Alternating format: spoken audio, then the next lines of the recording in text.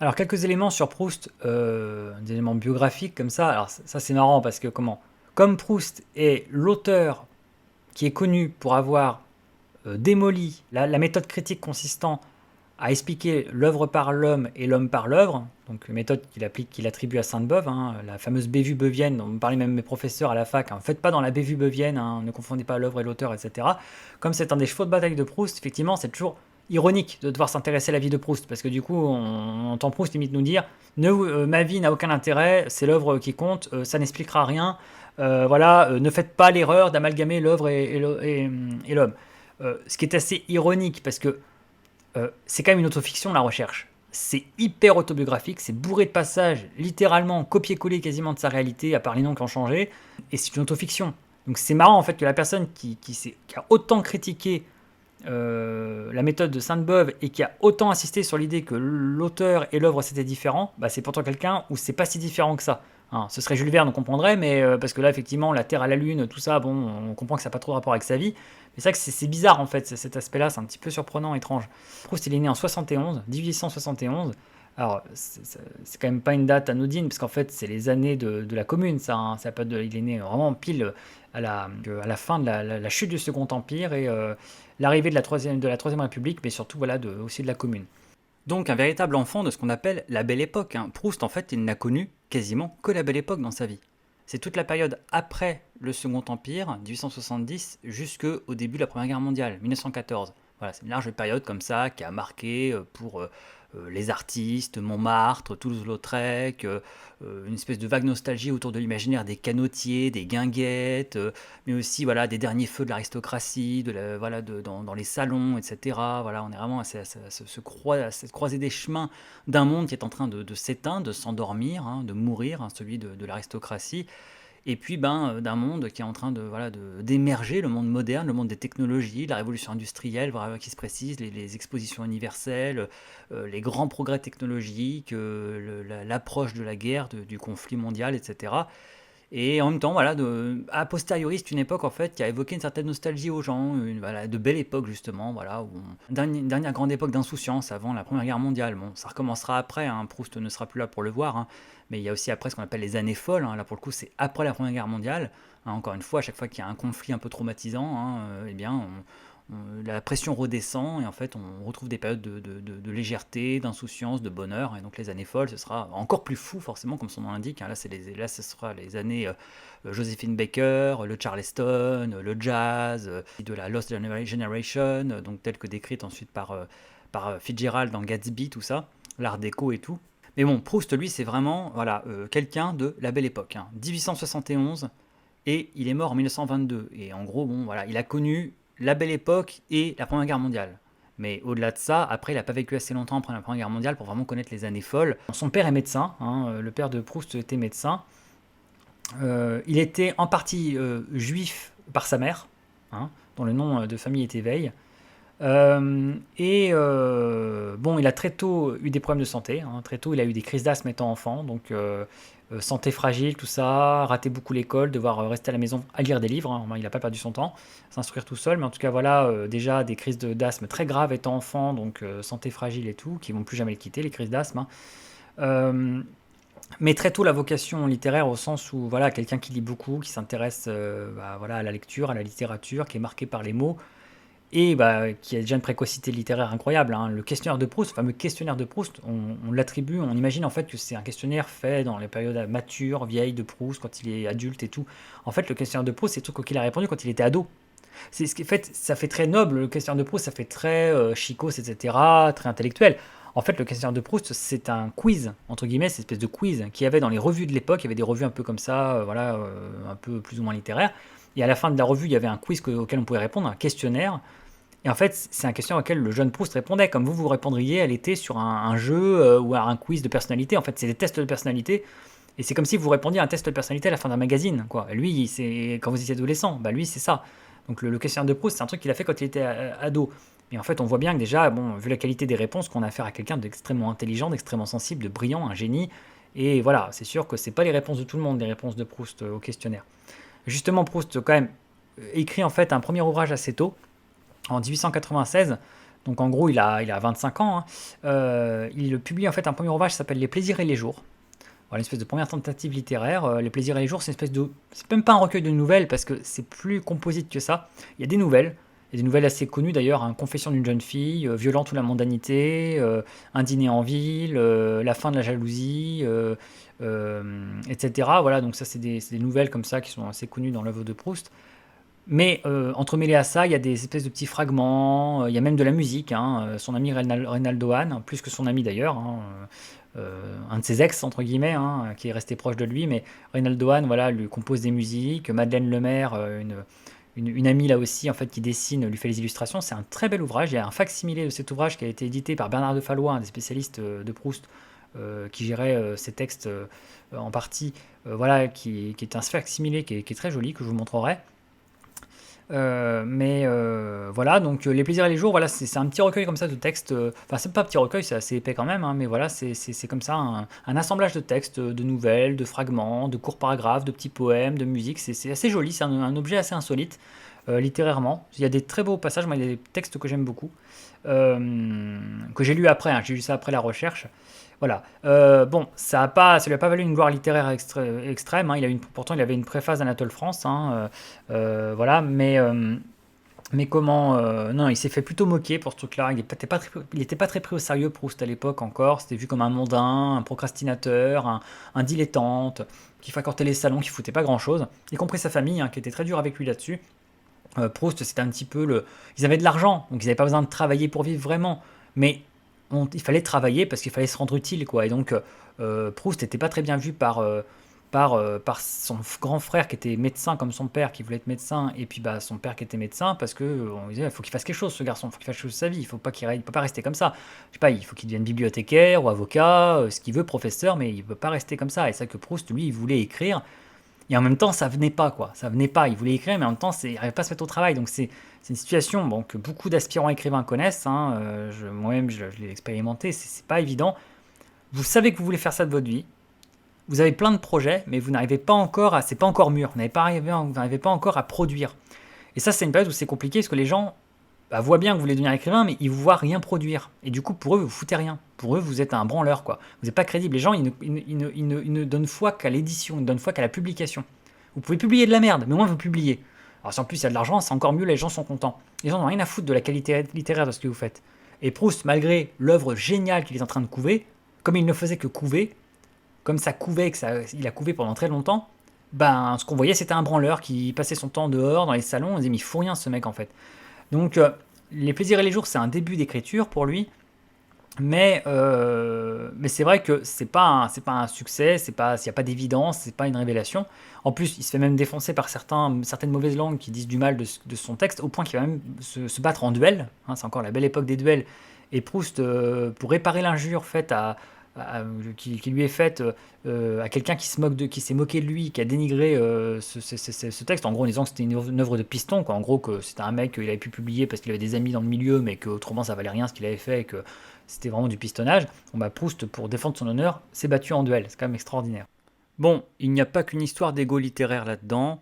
Selon des sources convergentes, dont même une indicatrice que j'ai, bon, la personne qui avait rédigé l'article assez calomnieux à l'encontre de Proust, hein, qui était un certain Jean Laurin, avait aussi fait des allusions aux relations, pas seulement professionnelles de Proust qui auraient pu aider, mais aussi ses relations intimes. Entre autres avec le fils d'Audet. Lucien Daudet, fils d'Alphonse Daudet, dont Proust aurait été très proche, avec qui il aurait eu des relations, et donc voilà, en gros, qu'il y aurait eu une affaire de piston là-dedans. Bon, bien sûr, après, cela ne nous regarde pas, ce n'est certainement pas notre rôle de commentateur de propager des cancans, mais cela va plus loin, puisque apparemment, ces espèces d'accusations de piston, en fait, recouvreraient des histoires de rivalité amoureuse ou de jalousie, puisque le dit Jean Laurin, étant lui-même citoyen de Sodome, voilà, il y aurait eu des petites rivalités amoureuses autour de Lucien Daudet.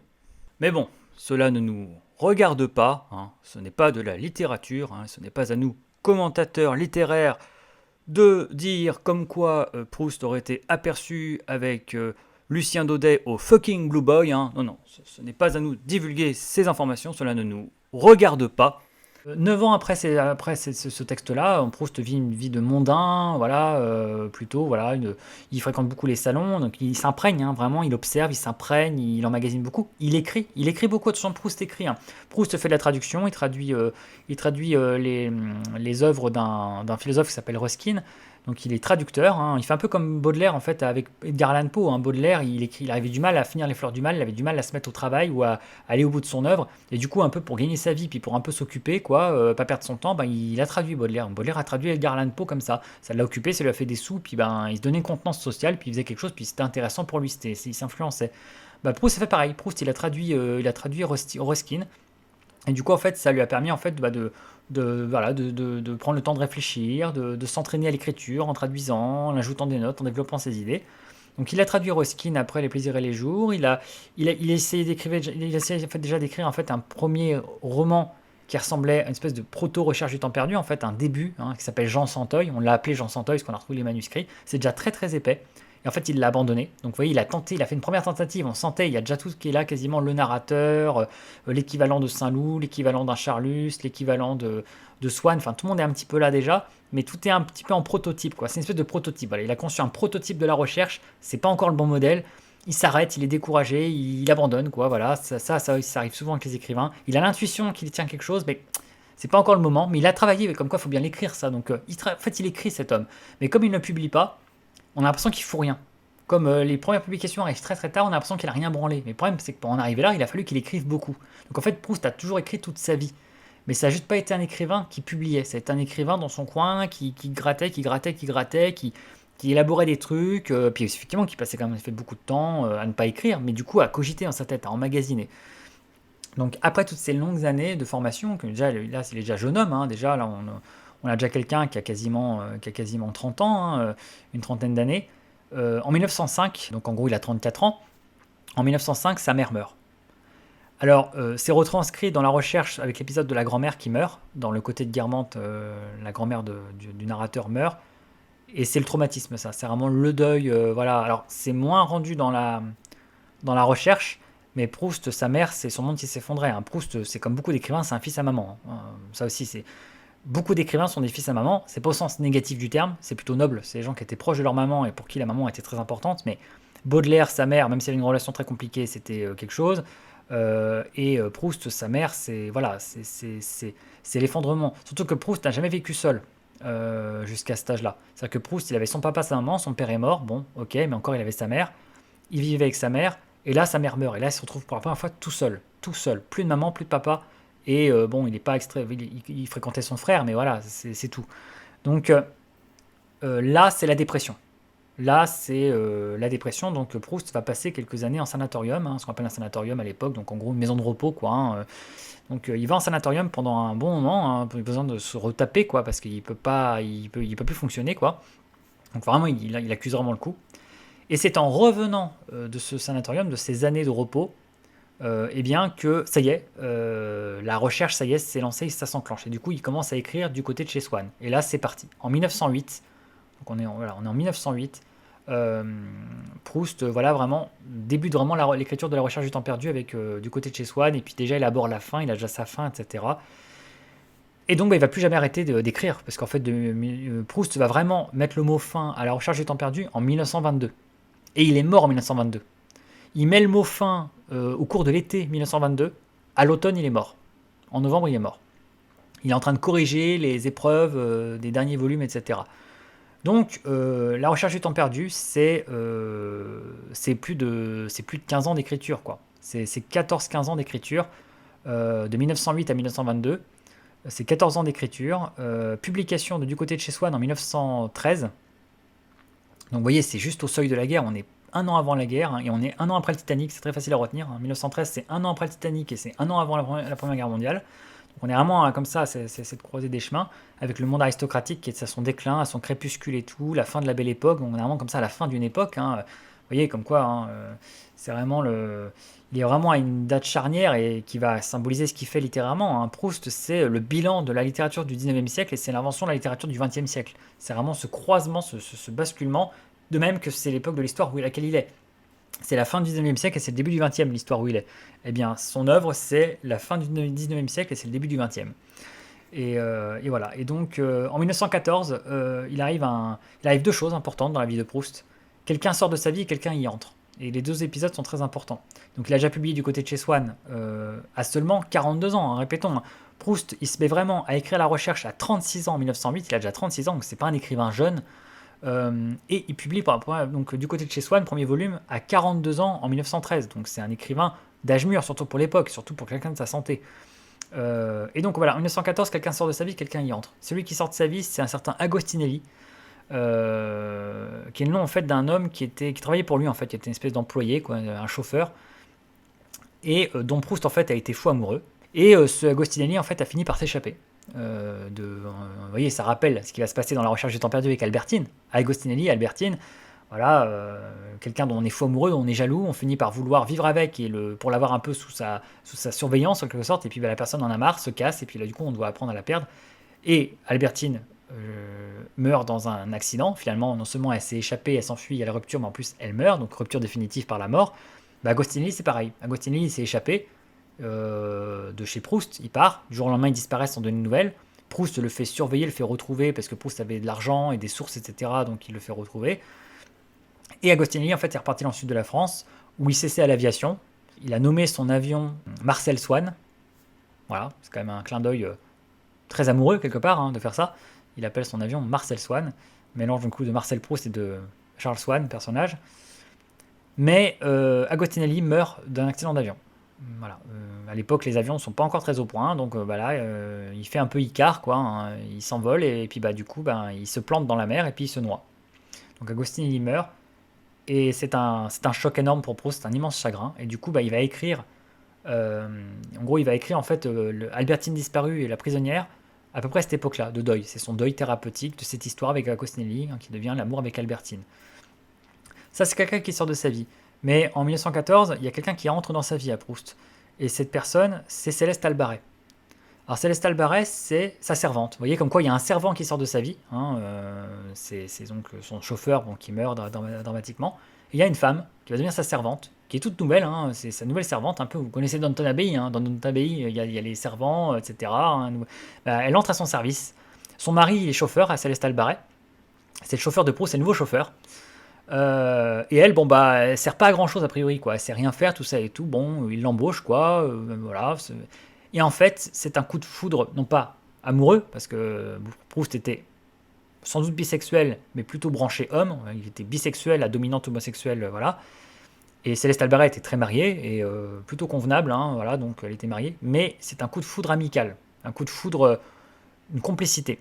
Elle est fascinée par lui, et lui, très vite, en fait, il voit qu'elle elle est maligne, et que surtout elle le comprend. Enfin, ils n'ont pas besoin de beaucoup parler pour se comprendre.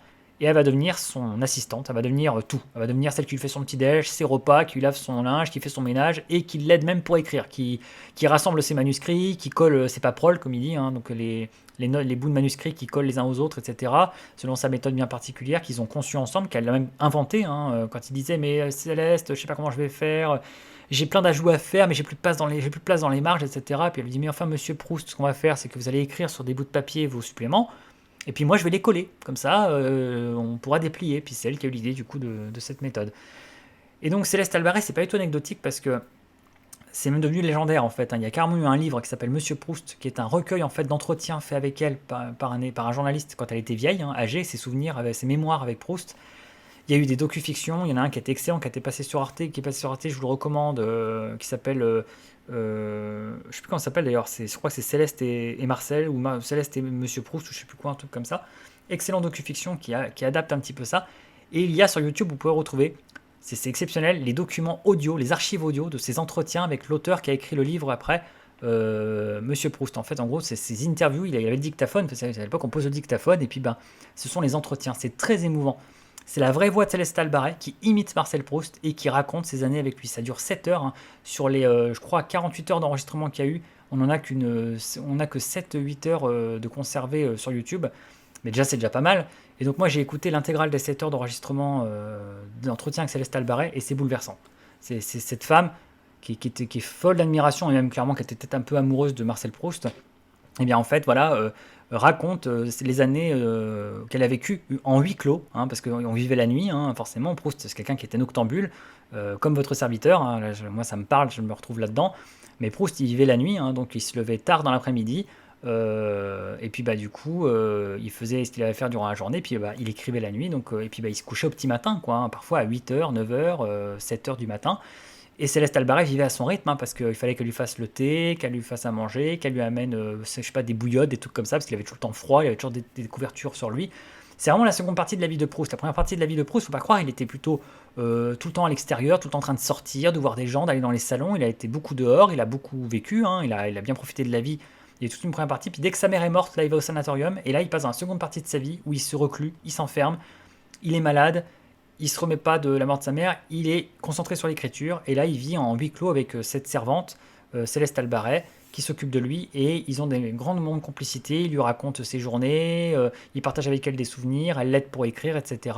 Ça devient un peu sa maman, c'est une maman en gros, c'est une espèce de grande sœur maman quoi pour lui, hein, c'est entre la grande sœur et la maman. Et, euh, et c'est très très bouleversant d'écouter les témoignages de Céleste Albaret. Moi j'ai écouté euh, toutes les heures d'enregistrement qu'il y a disponibles et elle est très touchante, c'est très spontané, c'est plein d'admiration et surtout Proust, on a l'impression de l'entendre, c'est plein d'anecdotes très authentiques, c'est pas des trucs lointains, c'est vraiment une anecdote très précise. Quand il rentre le soir, voilà, il a dit ça, il a fait ça, puis le jour où il a mangé ça, puis le jour où il a fait tomber ça, puis le jour où il m'a dit ça, puis on a rigolé tous les deux. Enfin, c'est vraiment comme quelqu'un vous parlerait de quelqu'un qui l'a connu, quoi. Donc c'est très perturbant presque, hein. C'est vraiment touchant, troublant, hein.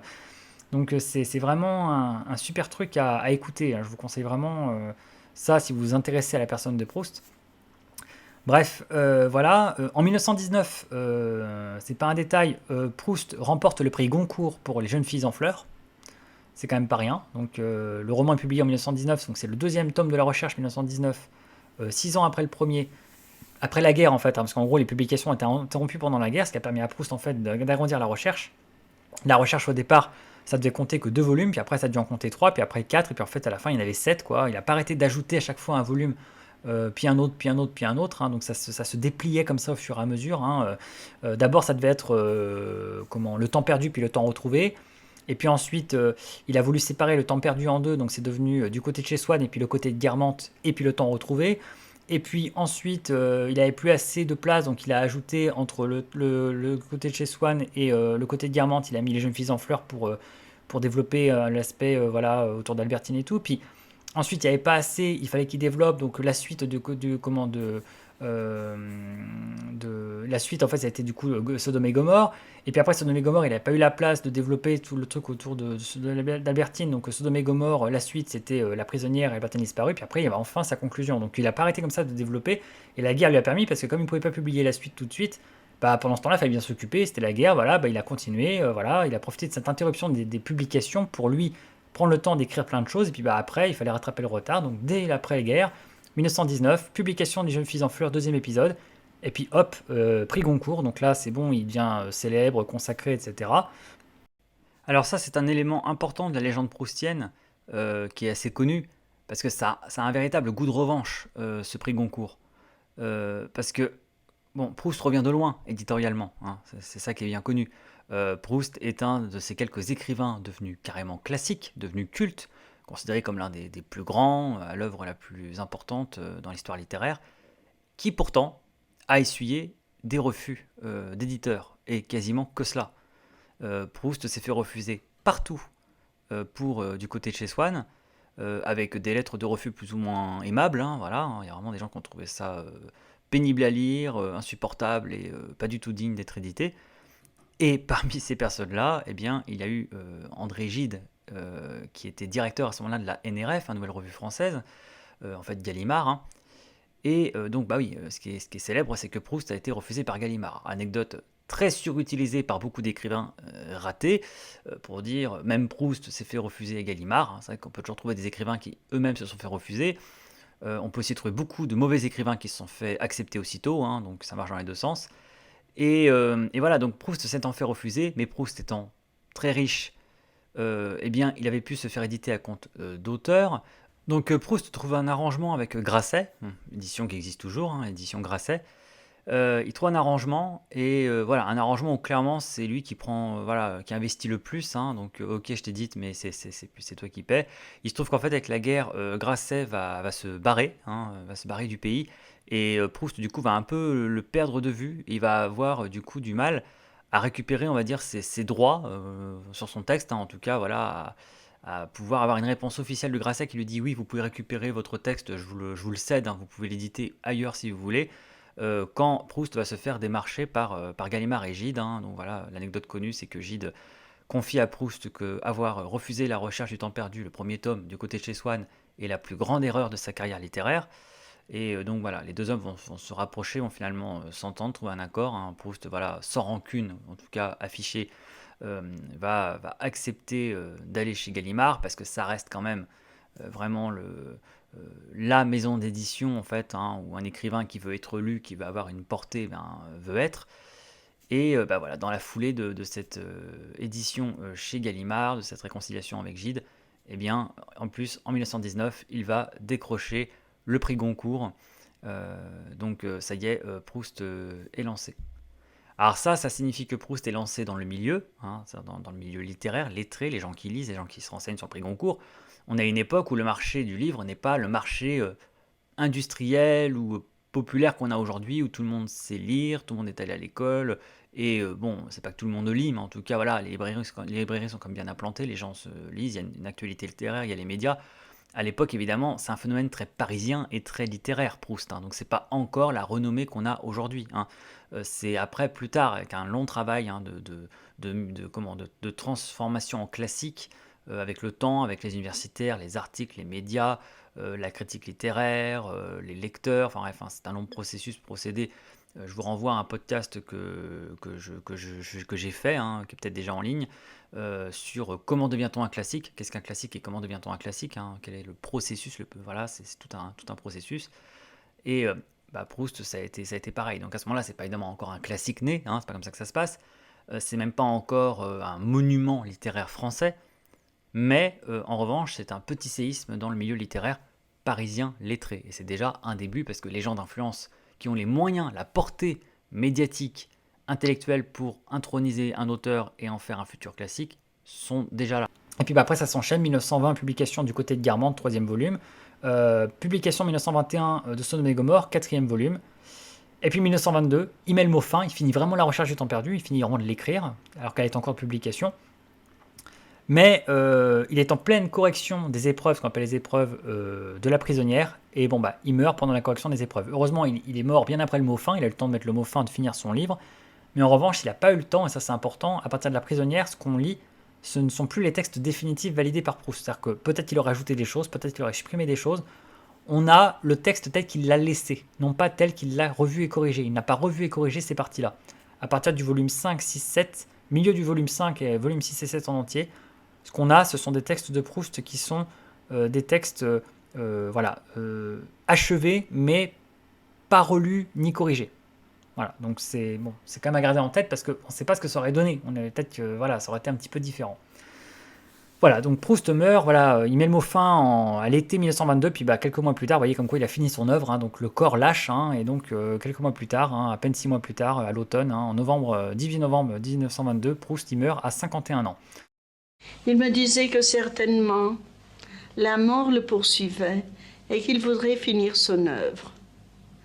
Et qu'il serait très désolé d'avoir travaillé tant et de laisser tout inachevé. Et un soir, un matin, quand je suis arrivée, il était comme un enfant à qui il aurait trouvé le plus beau jouet du monde et le bonheur le plus parfait. Il me dit « Oh, chère Céleste, j'ai une grande nouvelle à vous apprendre. » Et je lui ai dit « Et quoi? Qu'est-ce qui a donc passé de tellement important cette nuit dans cette chambre? » Quelque chose d'immense, quelque chose de tellement bien. Et qu'est-ce qui est arrivé? Et il se redresse, il me sourit et il me dit, j'ai mis le mot fin. Je peux mourir maintenant. Alors je lui ai dit, oh, fin, tant mieux, monsieur, votre désir est résolu. Mais qu'est-ce que j'aurai à coller comme petit papier? Et qu'est-ce que vous aurez à écrire comme correction? Ah ça, ma chère, c'est autre chose. Voilà un petit peu pour le survol de la biographique de Proust, un survol de sa vie. C'est juste des données comme ça, un petit peu en l'air, un petit peu comme ça, voilà, général, mais ça permet un petit peu voilà, de situer un peu le parcours, dans combien de périodes ça se divise et comment ça s'organise. En tout cas, les temps forts de cette vie de Proust, bah, on les retrouve en fait tout au long de son œuvre, qui est encore une fois une forme d'autofiction. Donc que ce soit son enfance, ses souvenirs d'enfance à Hélier, les journées de lecture, jusqu'aux journées de lecture, dans la préface de Sésame et l'hélice, sa traduction de Ruskin, eh bien, ces journées de lecture, c'est déjà en fait un prototype de son récit de Combray, qui est lui-même en fait un récit de ses souvenirs d'enfance, de vacances qu'il entend marquer à Hélier. Mais aussi plus tard dans sa vie, les années mondaines, etc., eh bien, on retrouve tout ça, voilà, les impressions, les observations dans les grandes scènes mondaines, les grands épisodes mondains de centaines de pages, dans Le Côté de Guermantes et dans Sodome et Gomorrhe essentiellement, mais aussi un peu dans La Prisonnière. Les allusions à la maladie, la mort de la grand-mère, encore une fois, donc la mort de la mère à travers cela, la domestique Françoise, la tante Léonie, les séjours à Cabourg, devenus les séjours à Balbec, la passion pour Agostinelli, la vie en huis clos avec lui, et puis finalement sa fuite et comment il a retrouvé sa trace, et puis finalement sa disparition tragique. Les promenades en automobile avec les clochers de Martinville, récupération en fait d'un article qu'avait écrit Proust dans le Figaro, qui racontait en fait comme ça une promenade en auto.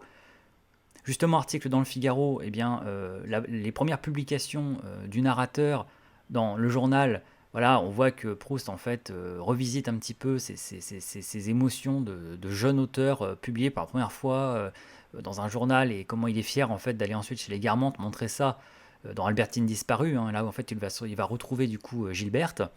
Le séjour en sanatorium qui est évoqué dans Le Temps retrouvé, et qui marque d'ailleurs un petit peu la transition vers le dernier temps du récit, quand plusieurs années ont passé, qu'on va retrouver les personnages vieillis. Et puis bien sûr la Première Guerre mondiale, le conflit mondial, rien que ça quand même. Et jusqu'à Céleste Albaret, qui est évoquée explicitement. C'est une des rares personnes dans la recherche qui est évoquée avec son véritable nom, tel quel, Céleste Albaret, et puis Marie Geneste, sa sœur en plus, donc les deux sœurs sont évoquées ensemble avec leur vrai nom.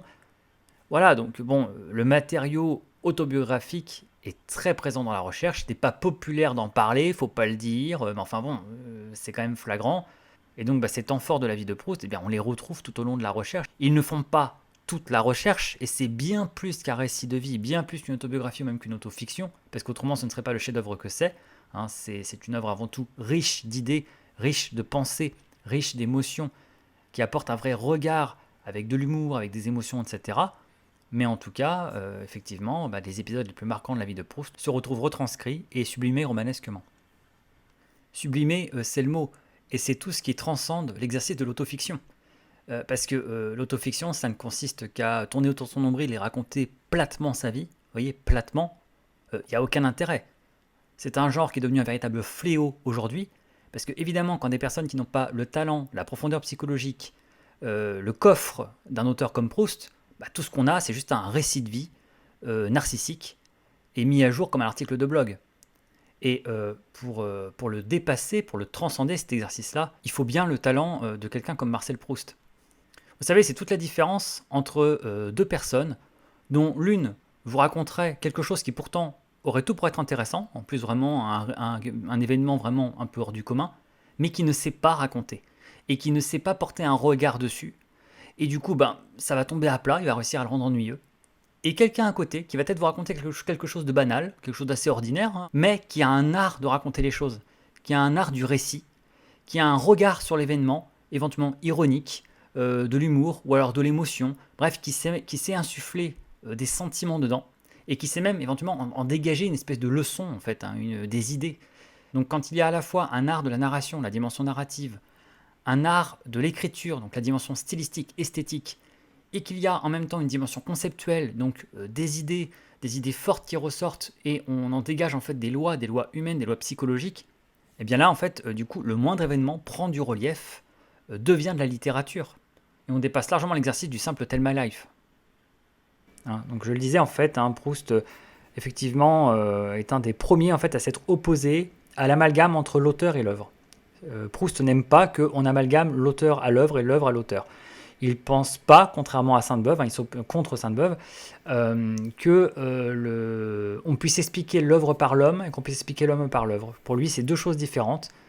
Et donc, ça casse en fait toute une espèce comme ça de tradition critique qui aimait bien un petit peu se mêler de la vie privée des écrivains, d'aller chercher dans leur vie des explications. Vous avez vu, il a aimé telle femme, alors ça explique pourquoi, dans l'œuvre, il fait ça. Alors, vous avez vu sa mère, machin, donc du coup, ça explique que, etc.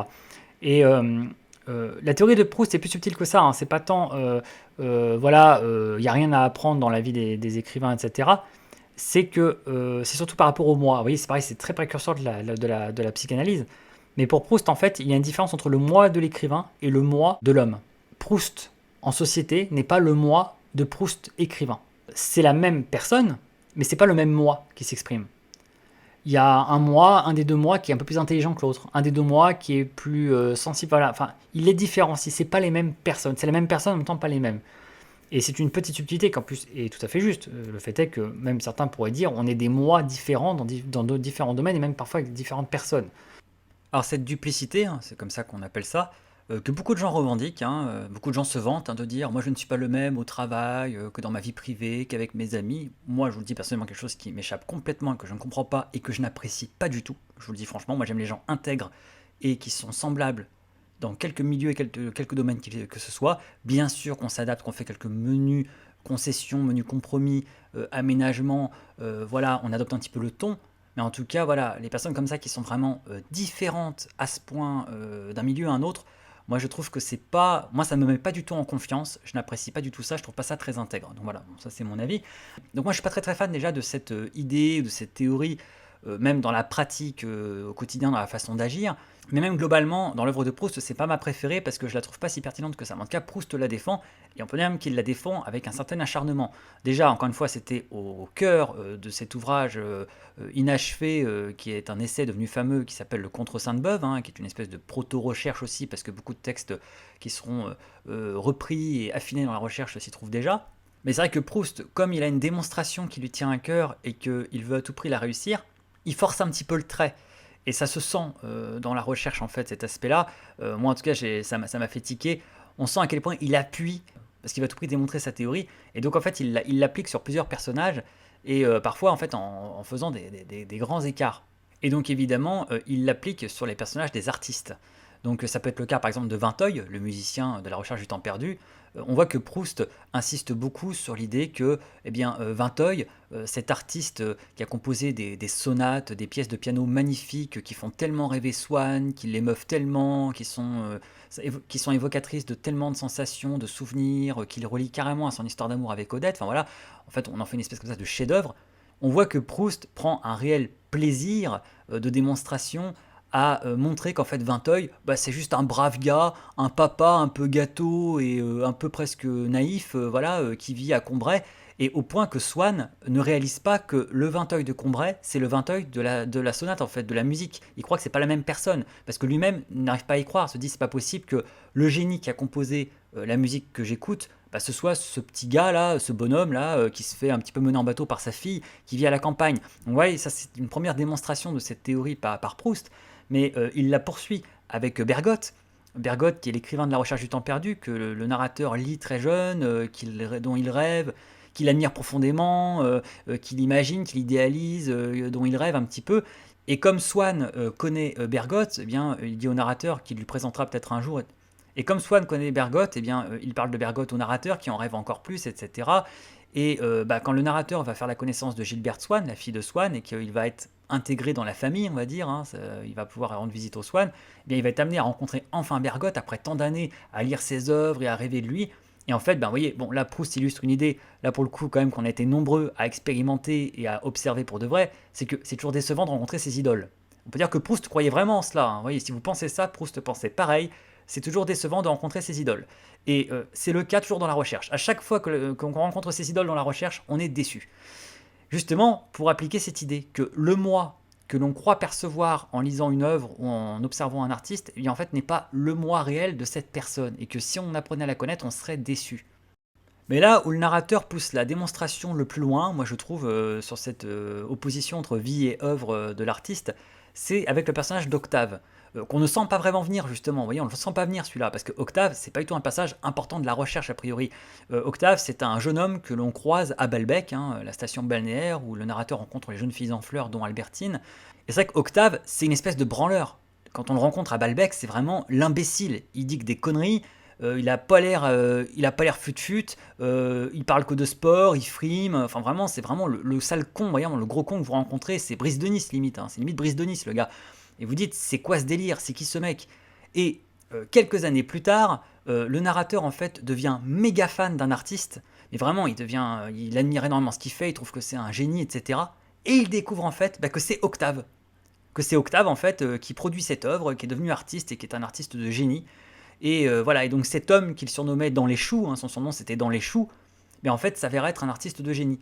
Et donc vous voyez, en plus c'est toujours dans le même sens en fait, c'est toujours l'idée que les gens qui produisent de grandes œuvres sont en fait des gens pas si intéressants que ça, et sont même parfois des gens particulièrement médiocres en fait, ou en tout cas l'ont d'abord été à une époque.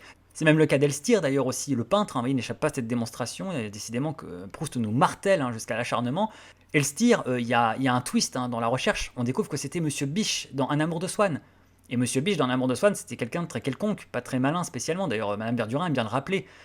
Eh bien, Monsieur Biche, c'est devenu Elstir, le grand peintre, le génie de la peinture, de la recherche. Donc, il s'acharne comme ça, vous voyez, ça fait une démonstration, deux démonstrations, trois démonstrations, quatre démonstrations. Et plus il les accumule, plus le grand écart est immense entre la personne qu'il nous a montré au départ, qui était pas très intéressante, et l'œuvre d'art supposée de cette personne-là. Parfois, d'abord, on découvre l'œuvre d'art, et puis on est déçu par la personne derrière. Parfois, on a d'abord rencontré la personne qu'on trouvait médiocre et on découvre que l'œuvre d'art est géniale. Moi, personnellement, j'y crois déjà moyen à cette idée-là. Je trouve qu'elle a vraiment d'énormes limites. Mais en plus, là, il se trouve qu'elle est vraiment démontrée avec une telle insistance, de façon tellement répétitive et de façon quasiment absurde, exagérée, que je trouve que voilà, vraiment, c'était presque pas raté, mais j'ai pas trop aimé. Voilà, non seulement j'aime pas l'idée de base, mais j'ai trouvé ça un peu trop insistant, un peu lourd, on va dire, et parfois un peu exagéré. Parce qu'en fait, même Proust, beaucoup de gens qui l'ont connu s'accordent à dire qu'il n'était pas comme tout le monde. Déjà qu'on sentait que c'était comme quelqu'un de spécial, qu'il était particulièrement spirituel, intelligent, marrant, original, etc. Baudelaire, pareil. Baudelaire, je me souviens en fait, un des témoignages de Théophile Gautier, de Charles Asselineau, ses meilleurs amis, qui disaient mais Baudelaire, il n'avait pas encore écrit une ligne, et on savait déjà que c'était le meilleur de nous tous. Que déjà, il avait un talent pour parler, il avait des idées, il avait une originalité, on était sûr que c'était le meilleur d'entre nous. Même s'il n'avait jamais rien écrit, nous on savait que c'était le meilleur. Alors évidemment, on pourrait dire, c'est facile. Ils ont dit ça à un moment où le gars avait fait son œuvre et en fait il savait déjà. Et du coup c'est facile quand l'œuvre est faite de dire ah oui bah à l'époque j'avais déjà senti qu'il était génial. Oui il faut se méfier de cet effet-là effectivement. Il y a beaucoup de gens qui sont spécialistes de ça, qui ne croient jamais en vous, qui ne remarquent jamais rien de votre talent et puis ce seront les premiers quand vous réussirez à dire ah ouais mais lui j'ai toujours cru en lui, hein, lui il était génial. Donc effectivement il faut se méfier de cet effet-là.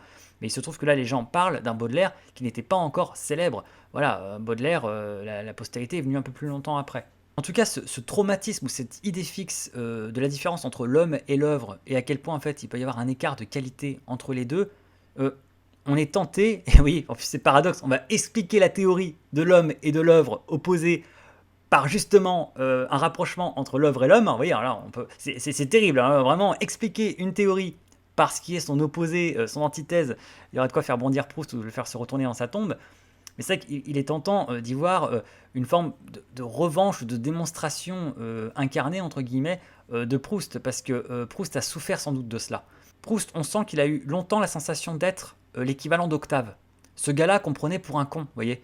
On sent que Proust, il a passé des années, qu'on dit oisives, d'oisiveté, de mondanité, où c'était le gars qui était dans un coin, qui faisait des blagues, qui était juste là en observateur ou en invité, qui faisait pas grand chose de sa vie, qui se le faisait reprocher par sa famille, par ses parents. Tu dois trouver un travail, fais quelque chose, tu peux pas rester sans rien faire, juste à faire des mondanités comme ça, aller à des soirées, boire du champagne, manger des petits fours avec des aristocrates.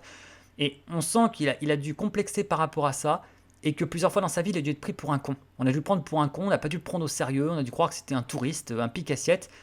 Et on voit qu'il en a souffert de ce jugement.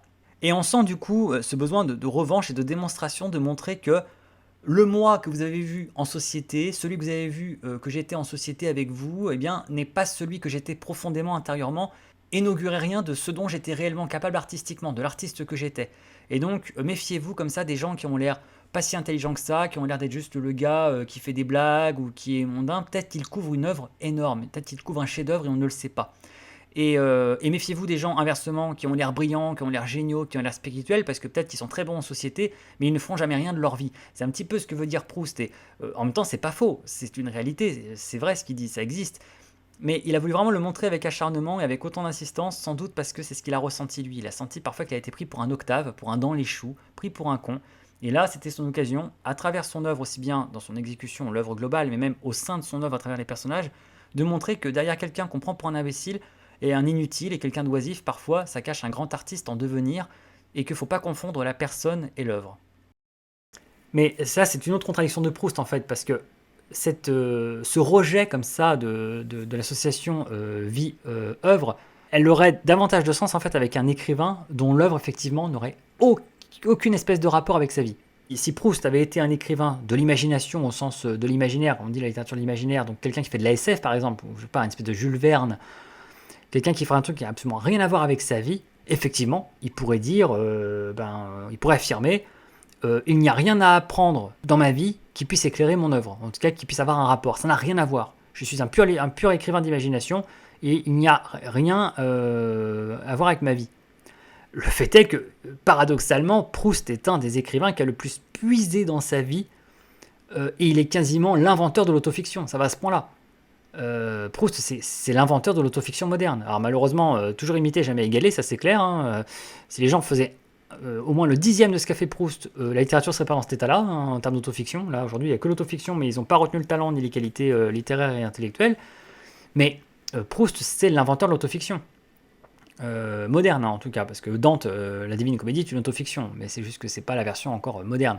Donc, c'est ironique, en fait, que l'homme qui s'est tant acharné à dire « vous mêlez pas de la vie des écrivains, on s'en fiche, ça n'a aucune espèce de rapport qu'ils étaient, ça n'explique rien », précisément soit quelqu'un dont la vie explique tant de choses dans l'œuvre. Entre autres, l'histoire d'Agostinelli. Là, bien sûr qu'on peut apprécier l'œuvre de Proust sans rien connaître de sa vie et sans chercher à se renseigner, on n'est pas obligé. Mais on ne peut pas dire qu'il n'y ait aucun rapport entre les deux et qu'il n'y ait pas des choses qui s'expliquent par l'une et par l'autre. Les deux communiquent quand même beaucoup, c'est une autofiction. Il a oublié d'effacer les Marcel dans les manuscrits qu'il n'a pas eu le temps de corriger, il est mort avant. Il a laissé le prénom Marcel, il a même laissé son prénom, le gars, quoi. Donc on est quand même vraiment dans un brouillage entre le je, le narrateur, et le moi de l'homme et le moi de l'écrivain. C'est pour ça que je trouve que les gens font un peu des caisses comme ça quand ils montent sur leurs grands chevaux. Ah mais non, c'est le narrateur, la plupart Marcel, c'est un contresens, vous ne comprenez pas l'œuvre. Ça va, c'est pas grave non plus, hein, c'est pas comme si on tombait complètement à côté. Si effectivement vous confondez Jules Verne, qui n'a jamais voyagé, Jules Verne n'a pas fait le tour du monde, hein, et Phileas Fogg qui a fait le tour du monde en 80 jours, effectivement, il y a une confusion entre deux personnages qui ont l'air distincts.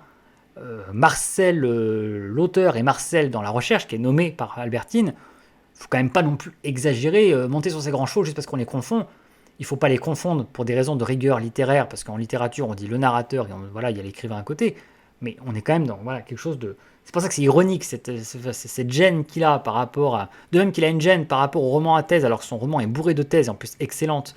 Le fait qu'il ait une telle gêne par rapport à cet amalgame vie-œuvre, alors que son œuvre c'est sa vie c'est son œuvre, qu'il ait cette gêne, c'est étonnant.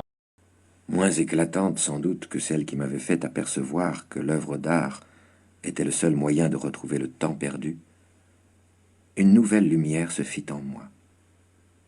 Et je compris que tous ces matériaux de l'œuvre littéraire, c'était ma vie passée. Je compris qu'ils étaient venus à moi, dans les plaisirs frivoles, dans la paresse, dans la tendresse, dans la douleur, emmagasinés par moi, sans que je devinasse plus leur destination, leur survivance même, que la graine mettant en réserve tous les aliments qui nourriront la plante. Comme la graine, je pourrais mourir quand la plante se serait développée, et je me trouvais avoir vécu pour elle sans le savoir, sans que ma vie me parût devoir entrer jamais en contact avec ces livres que j'aurais voulu écrire, et pour lesquels, quand je me mettais autrefois à ma table, je ne trouvais pas de sujet. Ainsi, toute ma vie jusqu'à ce jour aurait pu et n'aurait pas pu être résumée sous ce titre « Une vocation ». Elle ne l'aurait pas pu en ce sens que la littérature n'avait joué aucun rôle dans ma vie. Elle l'aurait pu en ce que cette vie, les souvenirs de ses tristesses, de ses joies, formait une réserve pareille à cet albumène qui est logé dans l'ovule des plantes et dans lequel celui-ci puise sa nourriture pour se transformer en graines. En ce temps où on ignore encore que l'embryon d'une plante se développe, lequel est pourtant le lieu de phénomènes chimiques et respiratoires secrets, mais très actifs. Ainsi ma vie était-elle en rapport avec ce qu'amènerait sa maturation. Entre des croquis, des notes, il est perdu s'il le fait. Pour le meilleur et pour le pire, surtout pour le pire maintenant, Proust peut être quasiment considéré comme le père de l'autofiction française, et peut-être l'autofiction en général. Voilà, il marque un tournant dans l'approche de l'autofiction. Il a ça en commun avec la littérature anglaise, à la Virginia Woolf, d'ailleurs, Virginia Woolf qui admirait Proust, hein, et qui a dit cette fameuse phrase, hein, qu'écrire après cela, qu'écrire après cela, qu'écrire après Proust. Bon, elle a trouvé apparemment, hein, c'est bien débrouillé, mais en tout cas, voilà, Proust est très proche dans sa sensibilité à bien des égards de la sensibilité anglo-saxonne, plus que la française, et dans ce qu'on appelle le stream of consciousness, hein, le courant de pensée, qui est très cher à la littérature anglaise psychologique du début du XXe siècle, qu'on retrouve chez Woolf, qu'on retrouve aussi chez Joyce. Et donc voilà, donc c'est vrai que ce côté-là fait un petit peu hors sol pour certains, et en fait est juste un ego qui parle tout seul. Donc je trouve cela pas tout à fait fondé après lecture de l'œuvre, personnellement, parce que même si c'est vrai que La recherche du temps perdu, c'est un jeu, c'est le jeu du narrateur, et que tout est vécu à travers ses observations, son ressenti, sa sensibilité, ce qu'il observe, même ses erreurs de jugement, même ce qu'il ne sait pas, donc on est vraiment dans sa subjectivité à lui, même si on est dans un récit de ce genre-là, même si on est dans de l'autofiction, encore une fois, hein, on peut appeler ça l'autofiction, hein, on est à mi-chemin entre la matière autobiographique, qui est quand même très présente, il faut quand même le dire, même s'il y en a qui n'aiment pas dire ça, qui disent mais non, c'est pas Proust, etc. Il faut arrêter, c'est rempli d'éléments autobiographiques de Proust, il faut arrêter de faire les hypocrites. Il met même son prénom dans les volumes non corrigés, enfin qu'il n'a pas eu le temps de corriger. On voit Marcel, etc. Faut arrêter. Hein. Voilà, c'est une autofiction, comme Voyage au bout de la nuit, Ferdinand, Céline devient Ferdinand Bardamu. Voilà, comme il y en a tant d'autres, hein. C'est un genre qui s'est imposé avec le XXe siècle, pour le meilleur et pour le pire, encore une fois. Il y a eu des très grandes autofictions. Il y en a même à l'origine des très lointaines, des magnifiques. La Divine Comédie de Dante est une autofiction. C'est littéralement une autofiction. Il y a un matériau autobiographique qui est énorme, il y a un jeu qui se met en scène, l'auteur se met en scène lui-même dans une histoire, pourtant pleine d'imagination, et c'est là tout le truc. Donc voilà, on est quand même dans quelque chose d'autofictionnel, et donc bah oui, il y a un côté égo, etc., replié en lui-même, mais en même temps, encore une fois, très observateur du monde extérieur. Bien souvent, le narrateur s'efface derrière les événements et se contente de les décrire, avant de donner ensuite des réflexions, des commentaires, etc. Et puis bon, il y a une dimension sociétale et simplement même sociale. Donc, encore une fois, la description du milieu bourgeois, aristocratique, le comportement des gens, etc. Là, on va dire encore une fois, ce monde a disparu, ça ne vaut plus rien, peut-être, mais comme je le disais, il y a aussi la dimension psychologique, humaine, voilà, les sentiments, tout ça, et ça dépasse les mœurs, les coutumes, l'époque, les costumes. C'est vraiment les comportements humains à travers le temps, à travers les âges, des choses qu'on observait déjà il y a des siècles et qu'on observe toujours aujourd'hui. Donc que ce soit Belle Époque, que ce soit Régence 18e siècle, que ce soit le 17e, que ce soit le 20e, le 21e, c'est pour ainsi dire pareil. On retrouve l'amour, la jalousie, l'envie, la honte, l'ambition, l'opportunisme, la mauvaise foi, le snobisme. Enfin, voilà, c'est des choses. Ça c'est vraiment le matériau, l'essence du truc. Et donc là, pour le coup, déjà, en fait, on sort vraiment du strictement narcissique ou égocentrique, parce que on a quand même l'œil rivé sur le monde. Finalement, c'est quelqu'un de très observateur. Donc finalement, on le voit, le monde. Mais certains vont dire, non, mais là, on veut dire par là que c'est quelqu'un qui ne s'est pas intéressé au monde avec un grand M, qui n'a pas parlé d'autres couches de la société comme Zola. Effectivement, ça c'est un fait.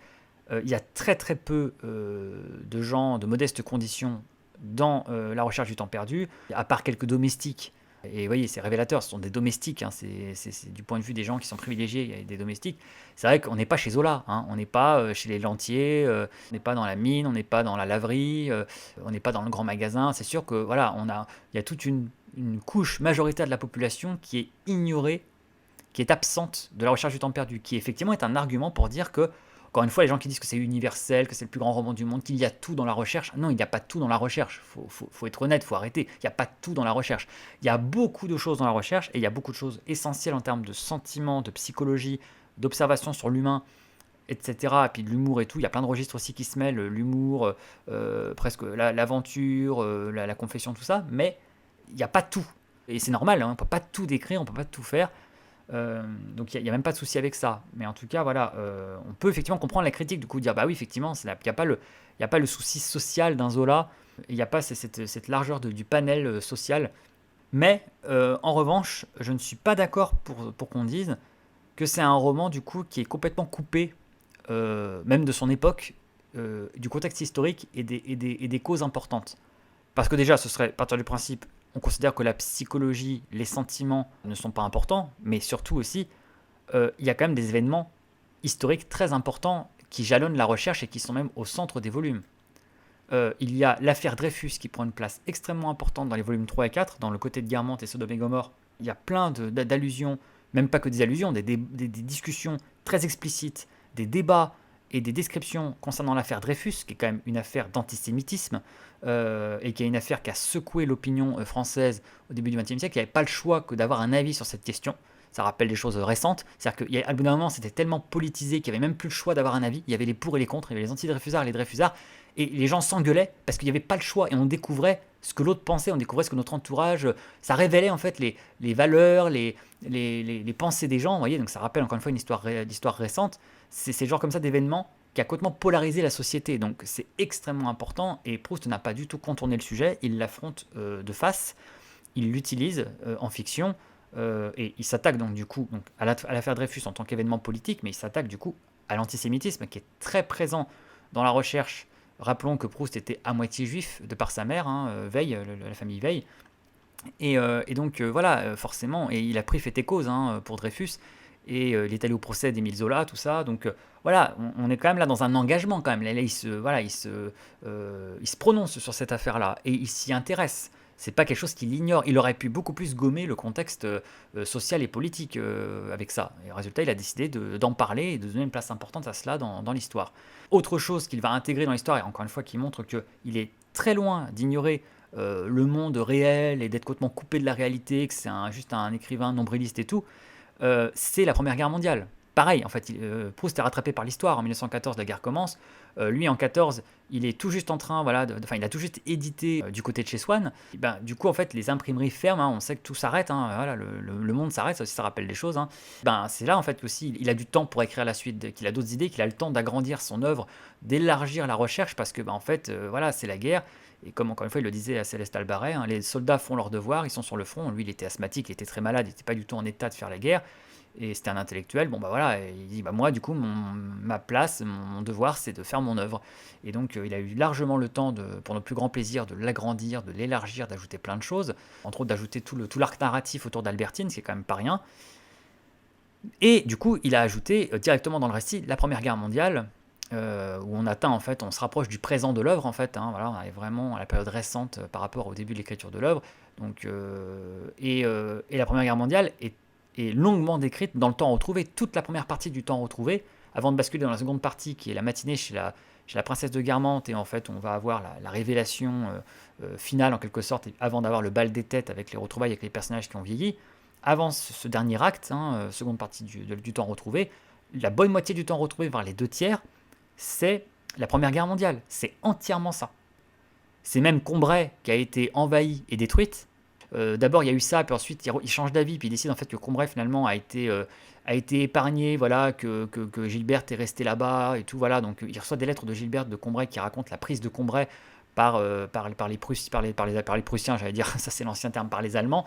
Il raconte surtout Paris au temps de la guerre, et ça c'est très très fort, et c'est très très beau, parce que c'est vrai qu'on a, à travers plusieurs écrivains, des récits très marquant de la Première Guerre mondiale sur le front, et c'était évidemment l'essentiel et le plus intéressant, il faut quand même le dire, c'est une guerre, bon bah la guerre c'est sur le front, donc on a avant tout évidemment les témoignages des gens qui étaient sur les tranchées, et certains diraient c'est quand même là que ça se passait l'essentiel, et c'est là que aussi les gens ont vraiment donné de leur vie, de leur personne, et ont eu du courage.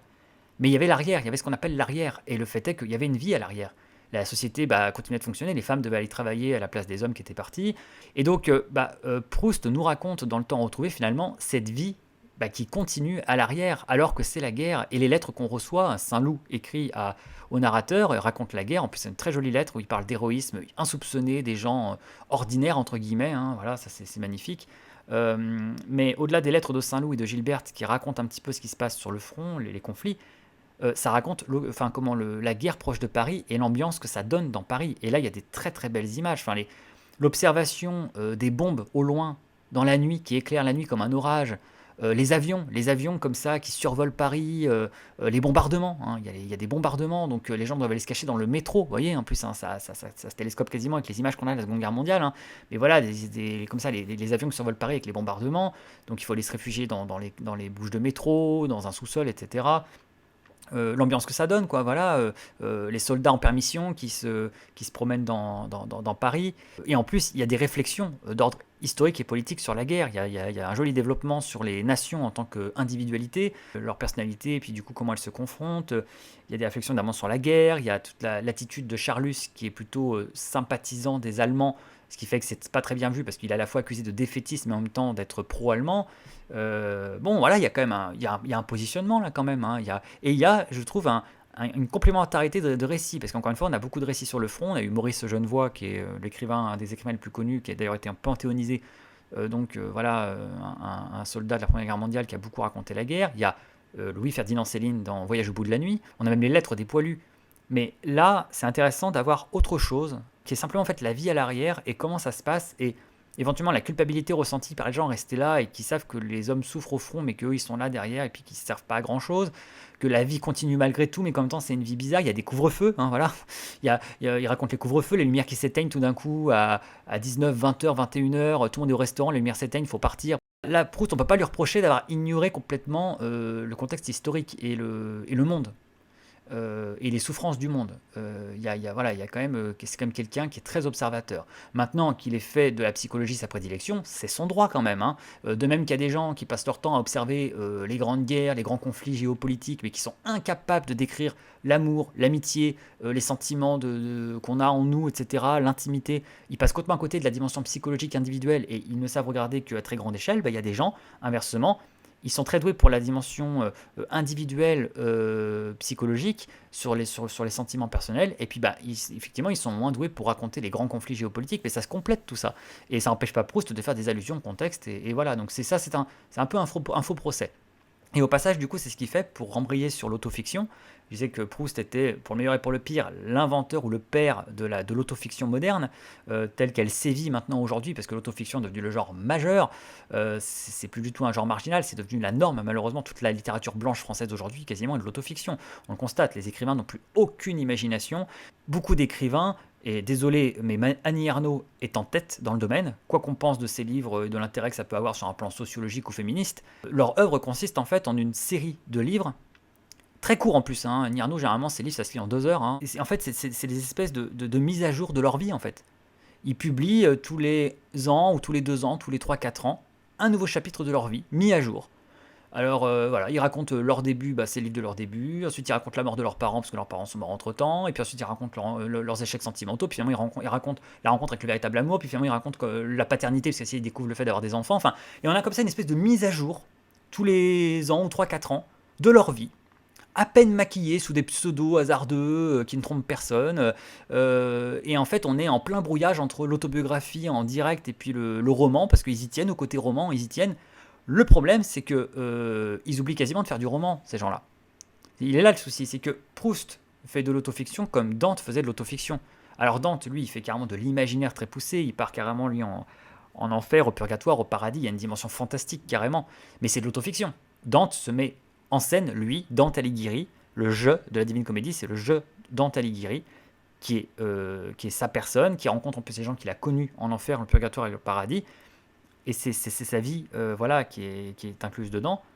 Et donc, c'est une autofiction, la Divine Comédie. On a tendance à l'oublier, mais c'est une autofiction. Mais c'est la preuve qu'on peut faire une autofiction qui est inventive, qui non seulement est inventive sur un plan narratif, c'est visionnaire la Divine Comédie sur un plan narratif, mais aussi qui est profonde psychologiquement et qui apporte quelque chose qui peut être autre chose que du simple nombrilisme et qui est intéressant pour un lecteur qui n'est pas autre évidemment que l'auteur lui-même. Proust, avec La Recherche du temps perdu, c'est pareil. C'est de l'autofiction manifeste. Alors, il n'y a pas, évidemment, c'est pas aussi fantastique, dépaysant et imaginaire que La Divine Comédie de Dante. Évidemment, ça se passe dans le monde réel, plus dans l'époque où il l'a vécu. Bon, voilà, il y a un matériau autobiographique qui est énorme. Cabourg devient Balbec, Illier devient Combray. Paris reste Paris. Hein. Paris sera toujours Paris. Mais bon, voilà, quand on connaît sa biographie, on reconnaît les éléments de sa vie, on reconnaît des scènes, on reconnaît les transpositions, on sait qu'il y a des personnages à clé. Bon, c'est pas l'auteur qui a le plus effacé ou le mieux effacé ses traces d'inspiration autobiographique. Il ne faut pas dire qu'il a vraiment effacé les preuves, entre guillemets. Hein. Il a pas essuyé les traces derrière lui, les empreintes, quoi. Mais c'est volontaire. Et pourquoi il l'aurait fait ? Il a tout à fait le droit et raison de faire de l'autofiction. Ce n'est pas un reproche. Et c'est pas un gros mot. Désolé, pour moi, La Recherche du temps perdu, c'est une autofiction. C'est point. Et c'est l'acte de naissance de l'autofiction moderne. Pour le meilleur et pour le pire. Pour le meilleur, parce que c'est une œuvre magnifique qui vaut bien plus que cela. Et pour le pire, parce que ça a fait des petits et que malheureusement, en revanche, l'héritage de ce genre-là est déplorable et paresseux, plein de facilité et très très loin du génie de Proust. Et il est là le problème. L'autofiction, ça peut être grandiose si c'est Dante ou Proust qui l'a fait, ou quelqu'un de ce genre-là qui pousse l'ambition esthétique, narrative très loin, qui y met de la créativité en compensation à l'inspiration autobiographique et qui sait donner une ampleur idéologique à ce récit, bien au-delà du simple récit de vie. Donc, ça c'est le tour de force, bien sûr, de Nantes, mais de Proust. Vous voyez, c'est partir du particulier pour toucher à l'universel. Mais partir du particulier pour rester dans le particulier, là vraiment c'est vain. Et là, c'est impudique. Et là, c'est juste du Tell My Life. Hein. C'est pas du Camaro de dire du Tell My Life, c'est du Stendhal. Hein. Dans La vie de Henri Brulard, récit autobiographique, La vie de Henri Brulard, de Stendhal. Stendhal dit qu'à 53 ans, il est à Rome, il réalise l'âge qu'il a, il dit « il est peut-être temps pour moi de Tell My Life hein. ». Stendhal aimait bien parler anglais, comme Odette Swann, il aimait bien parler anglais dans ses écrits. C'était la mode, l'anglomanie. Et voilà, et Proust a fait beaucoup plus qu'une autofiction. Il a fait une autofiction, mais qui a une portée très universelle et une portée vraiment profonde sur le plan psychologique. D'où d'ailleurs ce qu'il dit à la fin, dans Le Temps retrouvé. Les lecteurs de ce livre sont en fait des lecteurs d'eux-mêmes. Et ce livre ne fait que leur donner des lunettes pour lire en eux-mêmes. Et si ça ne marche pas, c'est qu'il leur faut peut-être d'autres lunettes. Mais en tout cas, il y a vraiment un appel au lecteur, il y a vraiment une communication avec le lecteur que certains autofictionneurs d'aujourd'hui font. Mais ça tombe à plat parce qu'ils n'ont pas assez de coffre. Leur autofiction n'a pas assez de coffre. Ce n'est pas assez inventif sur le plan narratif. C'est pas assez brouillé, la limite entre autobiographie et fiction. Et c'est paresseux, aussi bien sur le plan narratif que sur le plan des idées. Ça manque d'idées. Alors il y a quelques autofictions qui ressortent quand même. Et puis oui, chez Annie Ernaux, encore une fois, il y a une dimension sociologique et féministe qui est reconnue. Mais après, en termes stylistiques et esthétiques, c'est quand même pas le grand frisson. Alors, on connaît son discours. Hein. Apparemment, elle épure son style. Hein. Ce qu'elle recherche, c'est l'épuration du style le plus sobre et le plus simple possible. Alors ça, c'est une de mes blagues préférées chez pas mal d'écrivains. Parce que il faut voir ce que ça veut dire littéralement. Si vous épurez votre style, vous sous-entendez que ce n'est pas votre véritable style, que vous avez fait un effort pour l'épurer. Donc sous-entendu, en fait, au naturel, vous écrivez mieux que ça. Voire vous écrivez super bien et c'est super beau.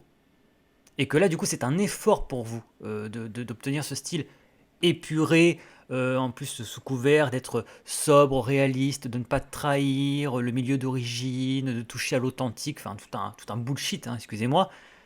Mais surtout, du coup, on est très curieux. On se dit, puisque apparemment c'est un effort si énorme sur votre personne, sur votre talent naturel d'écrire de façon si sobre et simple, on demande à voir.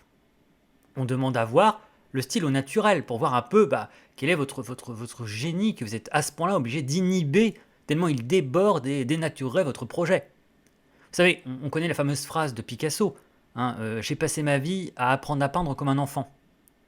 Et on obtient du coup le cubisme, l'abstrait de Picasso, qui parfois effectivement est mal interprété, là aussi comme une façon de cacher le fait que le gars ne savait pas dessiner ou ne savait pas peindre. Or, quand on connaît un peu l'œuvre de Picasso et ses premières œuvres, on voit ses premiers tableaux, c'est magnifique. Les tableaux académiques de Picasso sont là pour démontrer que Picasso savait dessiner et peindre magnifiquement. Et que, effectivement, pour lui, déconstruire la peinture académique et basculer dans l'abstrait, dans le cubisme, c'était une vraie démarche. une démarche artistique, conceptuelle, mais c'était aussi du coup un effort sur ce qu'on dirait en anglais, son skill, sur ses capacités, son talent. Donc, si Annie Ernaux, tel un Picasso, est obligé de forcer sa nature pour obtenir un style simple et sobre, épuré, et que, sous-entendu, à la base, elle écrit mieux que ça, bien, voire magnifiquement bien, on demande à voir. Moi, je n'ai jamais vu une page d'Annie Ernaux qui puisse m'arracher un semblant de frisson littéraire et qui se rapproche de cette beauté littéraire, de ce grand style. Donc, en absence de preuves d'un équivalent des premiers tableaux de Picasso chez Annie Ernaux, je vais plutôt privilégier ma petite théorie personnelle que c'est du gros foutage de gueule et du bullshit et qu'en fait elle ne sait pas écrire autrement et mieux que ça, comme bien d'autres avec elle. En termes de souffle littéraire, c'est de la littérature avant tout ça. On est là pour... Vous savez, c'est comme un film qui n'aurait pas d'inventivité au niveau de ses plans, qui n'aurait pas de grammaire cinématographique, qui manquerait d'inventivité et de talent. C'est bien, super, ok, c'est une autofiction, un film, mais on va aussi voir une œuvre d'art, on veut de la beauté, on veut des effets, on veut du talent, on veut du génie, on veut quelque chose qui envoie du lourd, du coffre. Et ça ne veut pas dire être compliqué, illisible, élitiste ou je sais pas quoi, mais juste qui se fout pas de nous et qui est plus qu'une simple autofiction écrite en style bloguesque, comme si c'était un nouvel article d'un blog, voilà ce qui m'est arrivé cette année, je vous raconte. Non, c'est plus que ça. C'est une vraie entreprise littéraire, avec des partis pris esthétiques et un positionnement idéologique, et puis des très profonds en termes de pensée, très généreux en termes d'idées, etc. Voilà. Donc en cela, Proust est bien plus qu'une autofiction, encore une fois, bien plus qu'une œuvre auto-centrée. Non seulement regarde le monde extérieur, mais même le monde intérieur qu'il explore, il est riche de leçons, d'enseignements, et il est captivant et littéralement puissant. Et donc ça l'excuse, entre guillemets, d'être aussi autobiographique et d'être dans l'autofiction. Il a le droit, entre guillemets, quand comme ça, on rend au quintuple ce qu'on a emprunté au réel et à sa propre vie, on est légitime à avoir fait de l'autofiction. On n'a pas fait qu'une simple autofiction, on a fait beaucoup plus que cela. Ces derniers jours, ces dernières semaines même, j'ai vraiment pu réaliser à quel point Marcel Proust avait eu du mérite de s'obstiner à écrire ce qu'il a écrit alors qu'il était en pleine Première Guerre mondiale, alors que la Première Guerre mondiale faisait rage autour de lui. La guerre, elle commence donc en 1914. Proust, à ce moment-là, il a tout juste publié du côté de chez Swann, et il ne pourra pas publier la suite, c'est-à-dire le volume 2, À l'ombre des jeunes filles en fleurs, avant 1919, où il recevra le prix Goncourt. Donc en fait, pendant toute la guerre, il va avoir du coup du temps pour écrire, parce que Proust était malade, asthmatique, complètement inapte au combat. Et puis donc de toute façon, il n'est pas allé se battre, il n'a pas pu aller se battre. Mais du coup, il a eu du temps, parce qu'à moitié confiné, couvre-feu le soir à cause des conflits, et parfois des bombardements ou des menaces sur Paris. Et donc, ça lui a laissé 4 ans, 4 ans de conflit, où que faire d'autre à part écrire, puisque de toute façon, vu la situation extraordinaire dans laquelle ils étaient. Et donc, donc c'est durant tout ce temps qu'il a pu augmenter, faire plein d'ajouts à la recherche du temps perdu, ajouter des volumes, etc., dont l'histoire d'Albertine. Et donc c'est vrai que pendant 4 ans de guerre mondiale, quand même un conflit énorme, il n'y avait jamais eu un conflit de cette ampleur, un conflit d'ampleur mondiale, aussi violent, aussi meurtrier, alors qu'à l'époque on ne sait pas quand ça va s'arrêter et comment ça va finir, on ne sait pas si la France va gagner ou pas, on ne sait pas quand ça va s'arrêter, donc on ne peut qu'imaginer l'état de tension qu'il y avait. Et Proust parle de ce contexte-là, le raconte dans Le Temps retrouvé. Toute la première partie du Temps retrouvé, c'est Paris durant la Première Guerre mondiale, donc c'est très joliment raconté. Mais ce n'est pas qu'une ambiance, c'est pas qu'une atmosphère, c'est pas qu'une une odeur de danger dans l'air et des morts, c'est aussi un état d'esprit. Et aussi un certain état de la littérature et de la vie intellectuelle, forcément, qui s'adapte au contexte, au conflit. On s'en rend bien compte à quel point les opinions publiques changent, à quel point les intellectuels, les artistes s'engagent et se positionnent, et ce qui se dit et ce qui se dit pas. Et ça, Proust le retranscrit très très bien. Et donc, il en parle très bien dans Le Temps retrouvé, dans ce magnifique tunnel théorique de révélation littéraire qui est au cœur du Temps retrouvé, quand il s'oppose à ce qu'il appelle la littérature intellectuelle, quand il s'oppose à la théorie littéraire, quand il refuse de faire de la littérature engagée de la littérature qui défend le patriotisme, qui s'engage dans un contexte réaliste d'État, de politique, de guerre, forcément, ce qui est à la mode à l'époque et ce qui est demandé aux écrivains, parce qu'on pense qu'il est du devoir des écrivains de s'engager dans le conflit, de s'engager à leur manière et de prendre position et de ce qu'il appelle sortir de leur tour d'ivoire. Et il s'en prend à cette expression sortir de leur tour d'ivoire. Et lui, il n'est pas d'accord. Il n'est pas d'accord avec cette idée de devoir sortir à tout prix de sa tour d'ivoire et de devoir faire de la littérature intellectuelle et de la théorie littéraire, de la littérature engagée. Et donc, bah oui, Proust s'est obstiné, lui, il s'est obstiné, même si dans son œuvre, il a tenu à intégrer l'affaire Dreyfus, qui a eu un retentissement énorme à son époque, même si il a tenu apparemment à intégrer la Première Guerre mondiale comme contexte, parce que forcément ça n'a pu que l'inspirer en tant qu'écrivain, c'est quand même très marquant comme événement, ça, c'est toute une atmosphère à retranscrire. Donc oui, il a tenu à intégrer ces événements-là. Mais Proust n'a jamais démordu des thèmes principaux de son œuvre, qui sont le temps, l'amour et l'art, qui sont tous les trois liés, qui vont ensemble. Et c'est vrai que du coup, ben, à une modeste échelle, avec les événements là, tandis que je faisais ce podcast là, avec les événements qui se déroulaient là dans le monde, les guerres, etc., la gravité des choses qui se passaient, et la façon dont ça a changé un peu l'ambiance, l'atmosphère, le ton médiatique, etc., eh bien, j'ai pu avoir un petit aperçu du mérite immense pour moi qu'a eu Marcel Proust de ne pas démordre de sa vision, de ne pas démordre de ce qu'il voulait faire, de son œuvre, et de s'être obstiné jusqu'au bout à vouloir parler d'amour, de temps et d'art.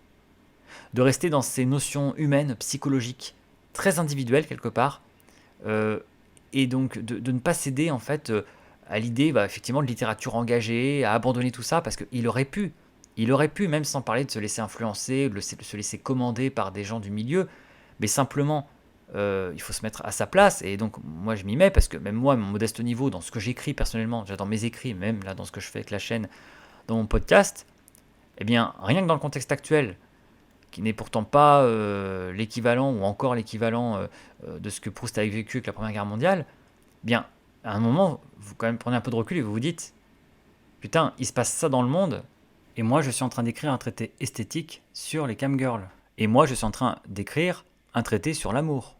Et moi je suis en train d'écrire un roman allégorique au sujet d'un côté de l'amour et de l'autre du travail. Est-ce que vraiment c'est encore pertinent ? Est-ce que ça a encore du sens ? Est-ce que c'est pas un peu vain ce que je fais quoi ? En comparaison de ce qui se passe, est-ce que finalement tout ça c'est pas un peu du vent ? Est-ce que c'est pas perdre son temps ? Vous voyez, on retrouve perdre son temps. Voilà, est-ce que c'est légitime ? Est-ce que voilà, après tout, à quoi bon ? En fait, à quoi bon ? Est-ce que c'est le moment quoi ? L'art, la littérature, le cinéma, ça marche mieux dans des périodes civilisées où ça va bien, des périodes de paix, de civilisation. Mais c'est vrai que les temps plus durs, les temps de difficulté ou de guerre, c'est des moments de mobilisation qui font que tout ça, tout d'un coup, sonne un peu plus superficiel ou parfois vain, peut sonner effectivement déconnecté ou un peu individualiste, autant de choses qui ont été reprochées à Proust. Et ces notions qui, même quand elles sont au centre de l'existence, c'est-à-dire en période de paix et de civilisation stable, déjà n'intéressent pas forcément grand monde ou tant de monde que cela, mais c'est vrai que le désintérêt devient quasi total, en tout cas il y a un fort risque de désinvestissement de ces domaines dans des périodes où les enjeux deviennent aussi vitaux. On est dans la survie et on est au bord de l'abîme, de la catastrophe. On est dans une aventure collective, traumatisante, violente, extrêmement grave, avec des enjeux qui nous dépassent et qui font un peu reculer la civilisation, les raffinements de la civilisation. Ces choses, en fait, comme ça, qui tiennent un petit peu des périodes de paix et de prospérité, l'art, l'amour, tout ça. On a le temps pour tout ça quand on est en paix. Et on a la tête à ça quand on est en paix. Mais alors, quand une guerre éclate, ou quand la guerre éclate, quand l'équilibre du monde est bouleversé, quand les vies sont menacées, quand il y a une sensation comme ça de danger, bien c'est vrai que tout de suite, ces domaines-là, ils reculent un petit peu. Ils sont à la fois encore des valeurs refuges, du réconfort. On peut trouver du réconfort dans l'amour, on peut trouver du réconfort dans l'art, évidemment. C'est même peut-être les dernières choses qui nous restent. Mais en même temps aussi, c'est compliqué en tout cas de leur donner leur plus subtile ou suprême expression. On est plutôt dans de l'art et de l'amour, là aussi de survie, où on va peut-être faire moins dans l'exigence ou dans le raffinement, parce que justement il n'est pas temps pour cela. C'est de l'amour de réconfort, c'est de l'art de distraction, dans l'urgence, pour essayer de garder le moral ou de ne pas péter les plombs.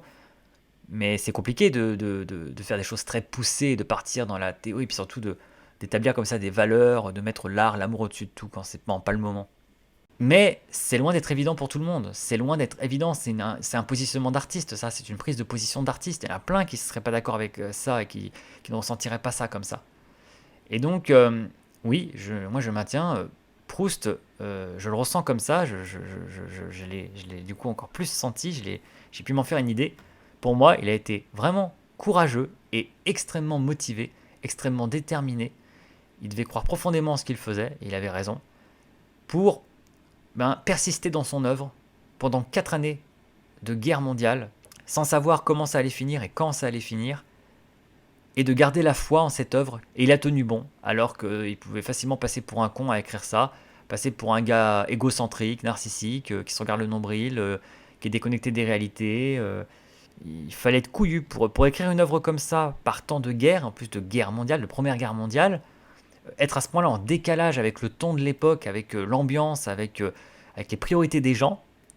En plus, décrire un monde qui, précisément à cause de cet événement-là, était en train d'être précipité dans la nuit, était en train de mourir, ce monde de l'aristocratie, de la belle époque.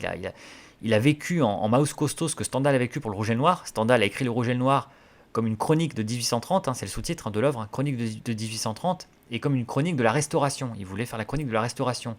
Pas de bol, quand son ouvrage est imprimé, durant l'été de 1830, eh bien, c'est la révolution de la monarchie de juillet, juillet 1830, la monarchie de juillet. C'est la révolution, on change de régime. Alors le mec, vous vous rendez compte, il écrit pendant des mois un livre pour parler d'un régime politique, et ce régime politique s'effondre alors que le livre est en train d'être imprimé. Donc ce qu'il voulait être une chronique du présent, ça devient déjà de l'histoire du passé. C'est quand même des erreurs de timing involontaires, il n'y peut rien. Mais c'est des fautes de timing terribles en fait, très vexantes. Putain, j'écris un truc pour faire actuel, et l'histoire me rattrape, l'histoire va trop vite. Et Proust, c'est un petit peu pareil. Il veut faire une chronique de la belle époque. Voilà. Alors, ce qui s'appelle pas la belle époque à ce moment-là. La belle époque, c'est un terme rétrospectif.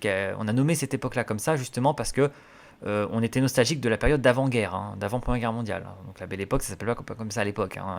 Mais voilà, en tout cas, il voulait faire une chronique de ces années-là, 1890, années 1900, 1910, début 1910. Et donc de ce milieu qu'il décrit, et en fait ce milieu est en train de, et Moribond est en train de mourir avec le siècle et avec la guerre, mais non, lui il est dans sa chambre, et il persiste et signe, c'est le cas de le dire, il s'obstine, il noircit du papier, il écrit, il fait des ajouts, et voilà, il sait où il va, il croit en son message, en son œuvre, et je trouve que voilà, je réalise à quel point il a un mérite immense, parce que en des périodes comme ça, dans des contextes comme ça, un petit peu écrasants politiquement, historiquement, qui font un petit peu relativiser certaines choses, eh bien, voilà, on aurait vite fait, si on n'a pas assez de conviction, si on n'a pas assez la foi, eh bien, de laisser tomber, de dire, bon, en fait, ça vaut pas le coup, en fait, à quoi bon, en fait, ça sert à rien, en fait, ce serait indécent, c'est complètement décalé, c'est pas le moment. Alors qu'en fait, non, faut pas lâcher, c'est toujours le moment pour la beauté, c'est toujours le moment pour les sentiments, pour l'amour, pour la passion, c'est toujours le moment. Et au contraire, justement, il va falloir régénérer l'humanité, il va falloir lui réinjecter de l'amour, il va falloir se rappeler de ce que c'est que la civilisation, la paix.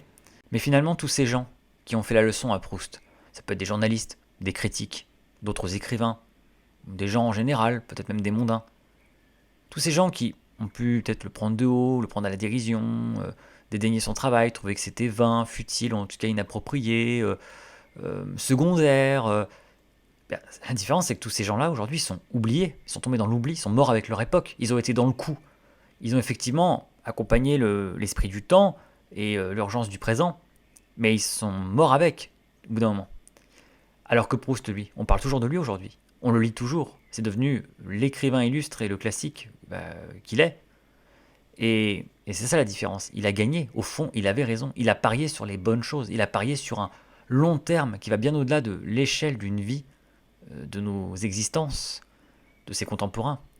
Il a misé sur l'éternité, quelque part, entre guillemets, et sur des choses éternelles qui se déclineront à l'infini au gré des sociétés et des mœurs. Et donc c'est un pari gagnant. C'est un pari gagnant. Et c'est Proust qui avait raison. Ça lui donne raison. Et donc c'est très motivant, c'est très encourageant pour même un écrivain ou un aspirant écrivain, pour quelqu'un qui est en train de d'écrire une œuvre et qui se heurte aux mêmes problématiques. Il pourrait se dire, avec tout ce qui se passe, avec l'époque dans laquelle on est, avec les mentalités, avec les enjeux, Mais pourquoi j'écris ça? Qui ça va intéresser? Quel est l'intérêt? Est-ce que je suis pas à côté de la plaque? Est-ce que je me trompe pas de priorité? Est-ce que c'est pas futile tout ça? Et on peut être démotivé, on peut avoir envie de laisser tomber, on peut se dire bah à quoi bon? À quoi bon? Ça sert à rien. Déjà ça changera rien, mais surtout en fait qui ça intéressera? Est-ce que vraiment ça a une chance de redevenir intéressant et pertinent un jour? Et ben des œuvres comme celle de Proust et le succès qu'elle rencontre sont là pour nous rassurer, nous prouver, nous dire qu'il ne faut pas lâcher, il ne faut pas renoncer. Quand on croit comme ça à un sujet, à un projet, il faut s'y accrocher. Il ne faut pas se laisser décourager, il ne faut pas se laisser détourner de ça. Et il faut garder confiance en ces questions-là, qui, si effectivement peut-être elles intéressent moins à une époque, ou paraissent peut-être moins décentes à aborder à telle ou telle époque, où c'est pas trop les enjeux, ça reviendra éternellement. Un jour, quand la paix sera rétablie, un jour quand le monde ira mieux, un jour quand on pourra revenir à la civilisation et à la paix, entre guillemets, à nouveau les gens auront du temps ou la tête à s'aimer, à aimer. Et tout ça, en fait, redeviendra des enjeux. Et aussi, simplement, quand on met tout ça vraiment au-dessus de tout, et qu'on y donne son importance, même dans les temps les plus chaotiques, et la guerre, presque principalement, ou même autre chose, les maladies ou quoi que ce soit, on continue à mettre ça au-dessus de tout. L'art, l'amour, et l'importance du temps, et en même temps la relativité à laquelle il nous invite. Pas qu'une relativité purement scientifique, mais une relativité d'ordre quasi spirituel. Donc voilà, donc ça c'est assez encourageant. Et donc moi, j'ai beaucoup pensé dernièrement avec le contexte international, géopolitique, mondial, etc. J'ai beaucoup pensé à Proust et à ce qu'il a vécu lui-même. Et donc voilà, à son obstination, à sa motivation, à sa détermination. Et à ce qui est devenu son œuvre, parce que nous on a le fin mot de l'histoire. Et donc moi ça m'a personnellement aidé à m'accrocher aussi à la mienne, en plus de la motivation qui est la mienne déjà de base, une très forte motivation, le fait de aussi croire en mon sujet, de m'accrocher, de parier sur un temps long, sur un temps très long, sur un long terme, et qui va au-delà des limites de ma propre existence. Voilà, je jette ça, une bouteille à la mer, puis on verra bien. Voilà, c'est tant pis si ça doit être plus tard, un jour, même si je vois pas ça. Mais voilà, je pose la bouteille à la mer, puis on verra. Pari de Pascal de la postérité, ce qui est pratique. Vous ne pouvez pas passer pour un con parce que, par définition, si vous passez à la postérité, il ne peut y avoir que des gens qui disent « Ouais, il avait déjà deviné qu'il se passerait à la postérité, il était trop fort, il avait tout compris. » Mais si, malheureusement, vous ne passez pas à la postérité, vous ne pouvez pas vous taper la honte parce que précisément, comme vous n'êtes pas passé à la postérité, personne ne saura que vous pensiez y accéder. Donc on ne pourra pas vous ridiculiser ou se moquer de vous. Donc vous pouvez que gagner, entre guillemets, par rapport à ça. Mais en tout cas, voilà, donc oui, ça aide à s'accrocher à son projet et à se dire, voilà, en plus de ma motivation personnelle, de l'intérêt que j'y porte et moi de l'importance que je donne à ça, d'autres avant moi et des grands ont donné la même importance, se sont aussi obstinés malgré le contexte qui pouvait les faire douter, et l'avenir leur a donné raison. Donc il faut pas lâcher. Il faut pas lâcher, il faut rien lâcher. Il faut continuer. The show must go on, comme chantait Freddie Mercury avec Queen. Et l'art est long, mais le temps est court, comme disait Baudelaire. Et enfin, comme disait Proust, la vie, la vraie vie, la vie réellement vécue, c'est l'art et la littérature.